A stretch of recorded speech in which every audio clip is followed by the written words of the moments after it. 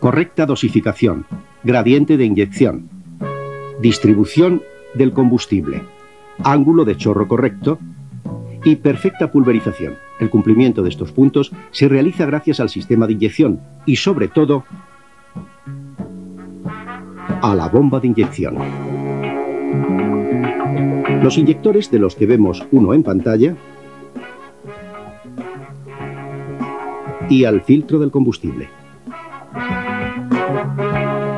Veamos el funcionamiento del sistema sobre el esquema.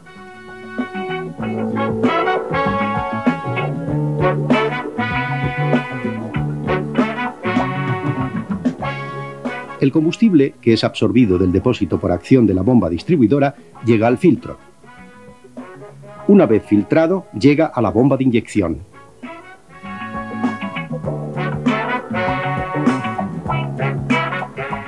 La bomba aumenta la presión del combustible, lo que permite que se difunda por los 4 conductos hasta los inyectores, que lo impulsan alternativamente hacia la cámara de combustión finamente pulverizado.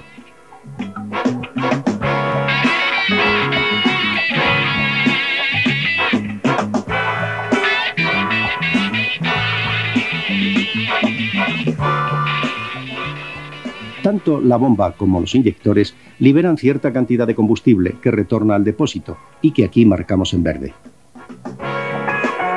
Veamos de nuevo su funcionamiento.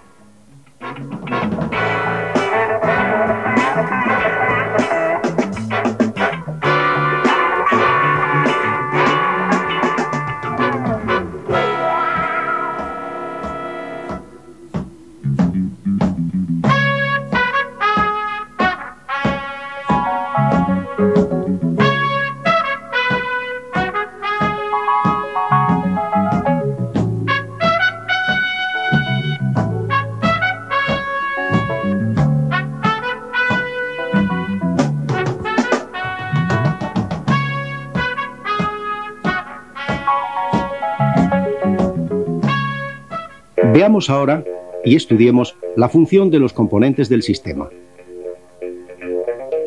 El filtro de combustible es un elemento de vital importancia para la conservación y buen funcionamiento de la bomba inyectora.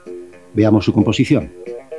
En su tapa incorpora un cebador manual y los conductos de entrada y salida del combustible.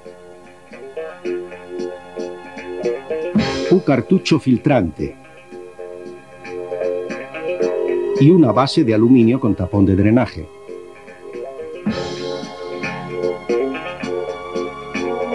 Veamos el sistema de funcionamiento de CAV con diésel. Señalamos la entrada del combustible al filtro. El combustible inicia su recorrido por la tubería central, como señalamos en el esquema. Cuando llega a la base, deposita las impurezas más pesadas, así como parte del agua que pueda tener el combustible, iniciando su recorrido ascendente a través del papel micronizado filtrante. Una vez filtrado, sale por la tubería señalada hacia la bomba. Pasemos ahora a ver el funcionamiento de la bomba de inyección. La bomba rotativa de inyección es compacta y hermética y se autolubrica por medio del propio combustible. Veamos sus características más importantes. Es autopurgante del circuito de alta presión. Exceso de combustible automático como sobrealimentación para la puesta en marcha. Paro eléctrico a través de la llave de contacto. El eje de transmisión está diseñado para las distribuciones accionadas por correa dentada. La bomba CAV con diésel está compuesta básicamente por los siguientes elementos: bomba de transferencia, cabezal hidráulico, avance automático y regulador.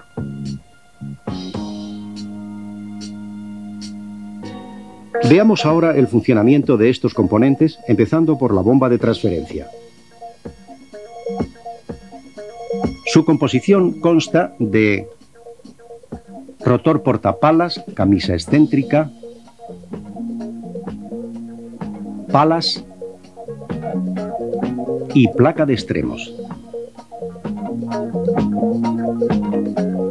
En su funcionamiento, por su excentricidad, Observamos que las cámaras varían. Señalamos el momento de compresión en el combustible con flecha roja por acción combinada del giro y de las palas móviles. Esta presión debe ser controlada y de ello se encarga la válvula reguladora que vemos en pantalla. El combustible a presión llega al pistón por su parte inferior, como señalamos en rojo, y empuja a este hacia el muelle, hasta descubrir las lumbreras, liberando de esta forma una parte del combustible y nivelando la presión en consecuencia. Pasemos a estudiar el cabezal hidráulico. Está compuesto por un cuerpo y un rotor que vemos en pantalla.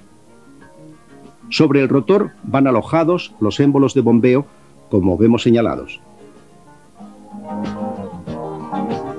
Para efectuar el bombeo disponemos de un anillo compuesto por levas opuestas que se señalan en pantalla. Dos émbolos y dos rodillos. Cuando los rodillos están fuera de las levas, se produce el llenado. Observemos la acción de llenado.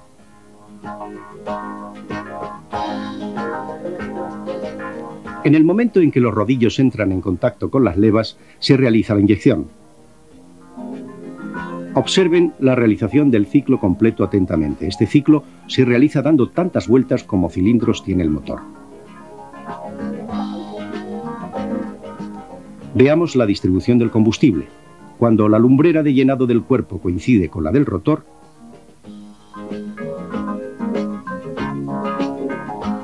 la de distribución no coincide con ninguna del cuerpo. De esta forma se consigue llevar el combustible a presión de transferencia hasta los émbolos de bombeo.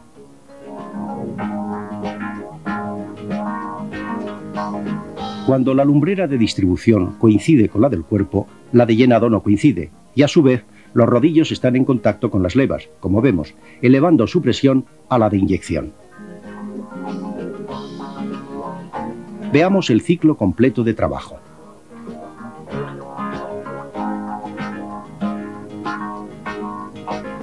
Veamos el avance automático. Adicionalmente al sistema de distribución se conecta el avance automático, cuya misión es la de variar los principios de inyección dinámicos en función de las revoluciones del motor. A velocidad de arranque, la presión de transferencia es baja y no abre la válvula de retardo.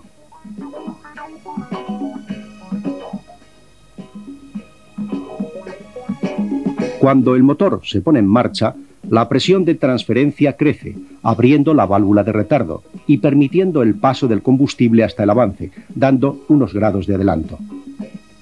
En funcionamiento normal, el avance es progresivo en función del número de revoluciones del motor. Pasemos a ver el regulador de velocidad.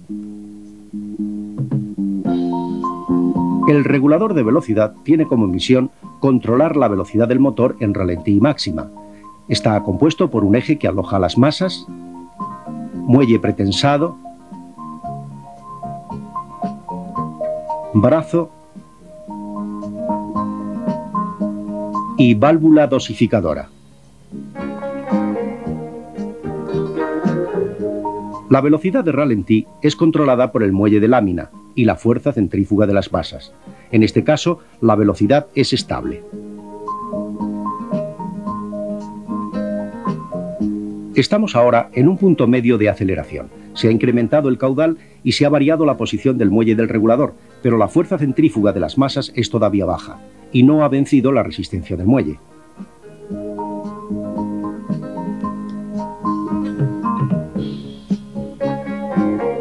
Esta resistencia será vencida cuando la fuerza centrífuga de las masas sea superior en función del aumento de las revoluciones del motor, con lo que se reduce sensiblemente el caudal suministrado.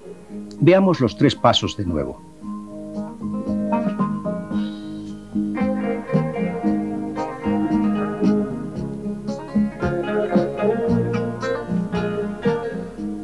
Pasemos a estudiar el sistema de sobrealimentación para la puesta en marcha. Observemos el dispositivo. Está compuesto por un eje que incorpora un brazo, que que al actuar sobre el puente hace que los anillos de ajuste influyan sobre el caudal de combustible.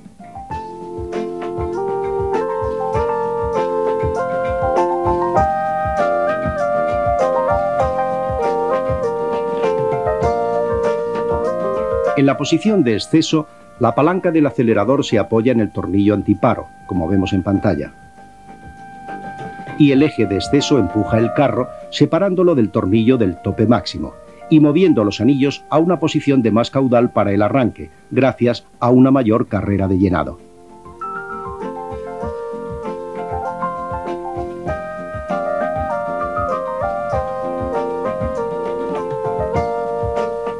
Cuando aceleramos, el brazo de arranque ya no está en contacto con el carro, que se apoya sobre el tornillo de ajuste de caudal máximo, pasando los anillos a la posición de caudal máximo en funcionamiento.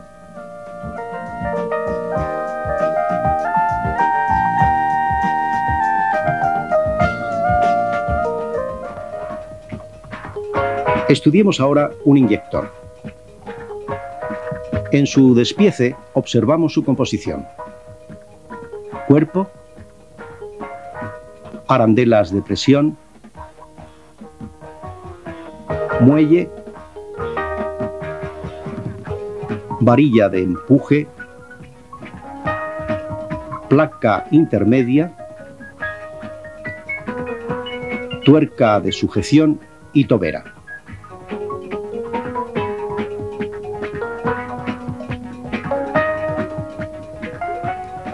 Veamos la tobera más detenidamente. Se compone de un cuerpo y una válvula perfectamente ajustada. Estas piezas no son intercambiables, por lo que su sustitución debe ser en conjunto. El combustible llega a la cámara de presión de la tobera, venciendo la resistencia del muelle e inyectándolo finamente pulverizado. El combustible sobrante, en amarillo, lubrica la tobera y regresa al depósito.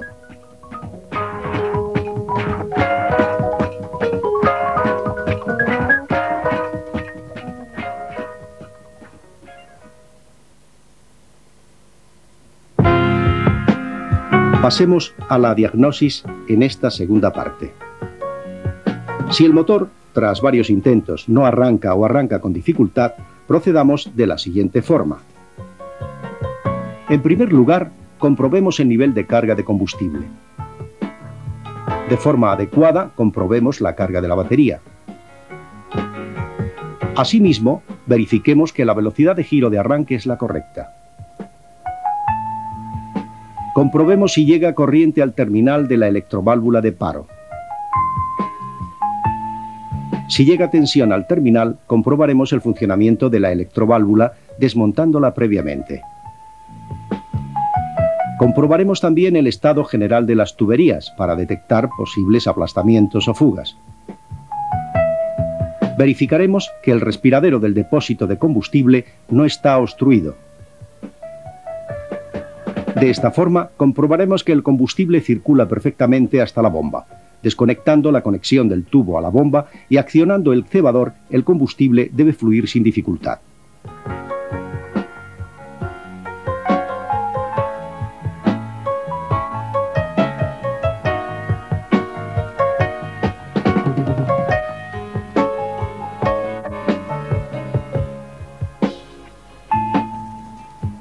Comprobaremos con el útil adecuado, según el tipo de bomba, el punto de inyección estático.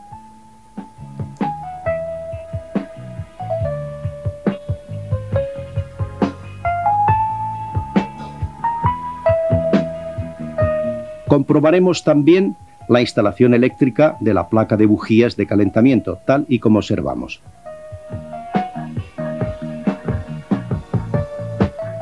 Verificaremos la resistencia de las bujías de calentamiento, desmontándolas previamente.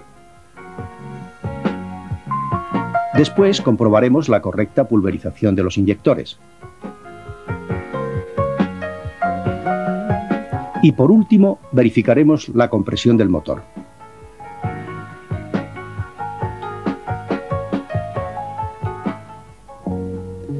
Estudiemos la diagnosis en los casos de ralentí irregular. En primer lugar, comprobaremos que las tuberías de baja presión no tengan entradas de aire y las de alta no tengan fugas de presión.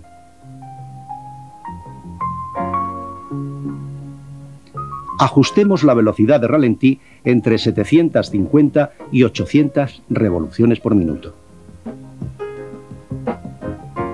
A continuación, verifiquemos el principio de inyección estático, como vimos anteriormente.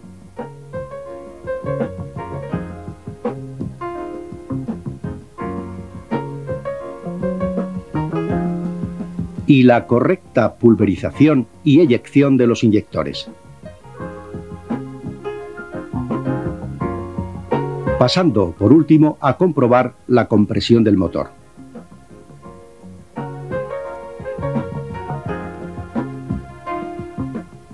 Veamos nuestra actuación en los casos de falta de potencia. Comprobemos que el combustible llega sin problemas hasta la bomba.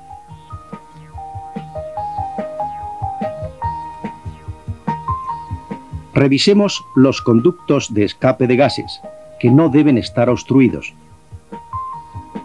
Verifiquemos el recorrido del pedal del acelerador y el ajuste de la velocidad máxima, según normas.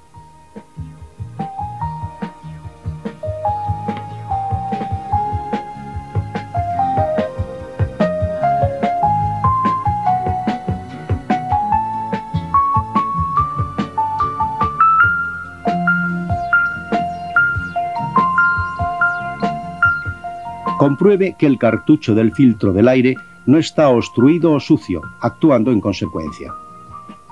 Ajustemos el principio de inyección estático. Comprobemos la correcta pulverización y eyección de los inyectores. Y la compresión del motor.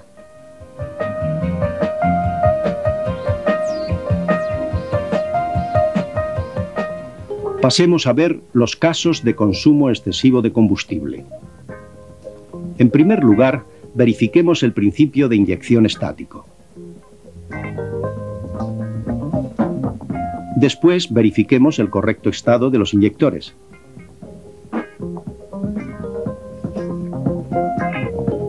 Y por último, el estado del motor, en cuanto a compresión se refiere.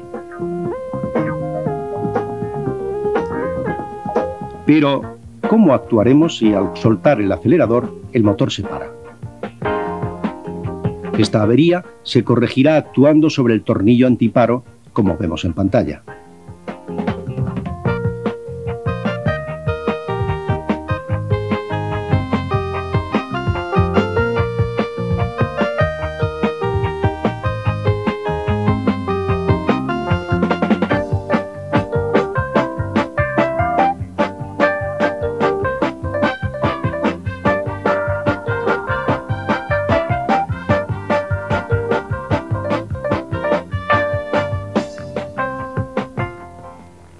Veamos la operación correctora en los casos de exceso de humos. En primer lugar, comprobemos que el cartucho de filtro de aire no está obstruido ni tiene restos de aceite. Comprobemos el principio de inyección estática, así como el correcto estado de los inyectores. Y la compresión del motor.